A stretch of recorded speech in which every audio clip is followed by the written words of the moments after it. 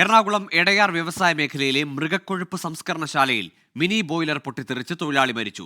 ഒഡീഷ സ്വദേശി വിക്രം പ്രധാനാണ് മരിച്ചത്. മാനദണ്ഡങ്ങൾ പാലിക്കാതെയാണ് സ്ഥാപനം പ്രവർത്തിച്ചതെന്ന് ഫാക്ടറീസ് ആൻഡ് ബോയിലേഴ്സ് വകുപ്പ് ഡയറക്ടർ പി പ്രമോദ് പറഞ്ഞു. അതിനിടെ സംഭവത്തിൽ അസ്വാഭാവിക മരണത്തിന് കേസെടുത്തു. ഇന്നലെ രാത്രി 11 മണിയോടെയാണ് ഫോർമൽ ട്രേഡ് ലിങ്ക്സ് എന്ന സ്ഥാപനത്തിൽ പൊട്ടിത്തെറിയുണ്ടായത്. ബോയിലർ പൊട്ടിത്തെറിച്ചുണ്ടായ അപകടത്തിൽ ഒഡീഷ സ്വദേശിയായ വിക്രം പ്രധാൻ തൽക്ഷണം മരിച്ചു. ഗുരുതരമായി പരിക്കേറ്റ ഗുരു, ശർമ്മ എന്നിവരെ എറണാകുളം മെഡിക്കൽ കോളേജ് ആശുപത്രിയിൽ പ്രവേശിപ്പിച്ചു. വ്യാവസായിക ആവശ്യങ്ങൾക്കായി മൃഗക്കൊഴുപ്പ് സംസ്കരിക്കുന്ന സ്ഥാപനത്തിലെ ബോയിലറിൽ പെട്ടെന്നുണ്ടായ മർദ്ദവ്യതിയാനമാണ് പൊട്ടിത്തെറിക്ക് കാരണം. ഇന്നലെ 11:30 മണിക്കാണ് സംഭവം നടക്കുന്നത്. എന്താണ് നടക്കണമെന്നറിയില്ല. ഇവിടെ എത്തിയപ്പോഴത്തേക്കും ആള് ഹോസ്പിറ്റലിലേക്ക് കൊണ്ടുപോയായിരുന്നു.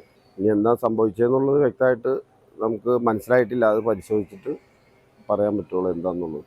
മാനദണ്ഡങ്ങൾ പാലിക്കാതെയാണ് സ്ഥാപനം പ്രവർത്തിച്ചതെന്ന് ഫാക്ടറീസ് ആൻഡ് ബോയിലേഴ്സ് വകുപ്പ് ഡയറക്ടർ പി പ്രമോദ്.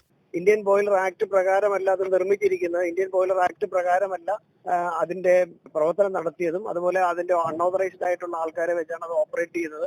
നിയമപരമായിട്ടുള്ള ലംഘനങ്ങളുണ്ട്. നിലവിലുള്ള ലൈസൻസിൽ ഈ ബോയിലർ കാണിച്ചിട്ടില്ല. ബോയിലറിന്റെ പൊസിഷനോ ഒന്നും മാർക്ക് ചെയ്യാതെയാണ് അവർ അപ്രൂവൽ എടുത്തിരിക്കുന്നത്. ഇപ്പോഴാണ് നമ്മൾ മനസ്സിലാകുന്നത് ഇന്ത്യൻ ബോയിലർ ആക്ടിന്റെ പരിധിയിൽ വരുന്നു എന്നുള്ളത്. നാട്ടുകാർ സ്ഥാപനത്തിന് മുന്നിൽ പ്രതിഷേധിച്ചു.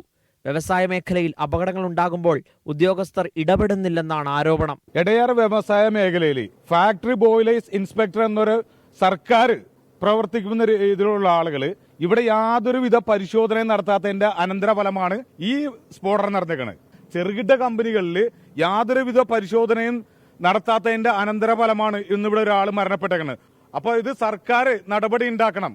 ജില്ലാ വ്യവസായ കേന്ദ്രം മാനേജറോട് റിപ്പോർട്ട് തേടിയിട്ടുണ്ടെന്ന് മന്ത്രി പി രാജീവ്. ജില്ലാ വ്യവസായ കേന്ദ്രം ജനറൽ മാനേജർ റിപ്പോർട്ട് ചോദിച്ചിട്ടുണ്ട്. റിപ്പോർട്ട് ലഭിച്ചതിന് ശേഷം എന്തെങ്കിലും വീഴ്ചയുണ്ടോ എന്നുള്ള കാര്യം മനസ്സിലാക്കി ആവശ്യമായ തുടർ നടപടികൾ സ്വീകരിക്കും.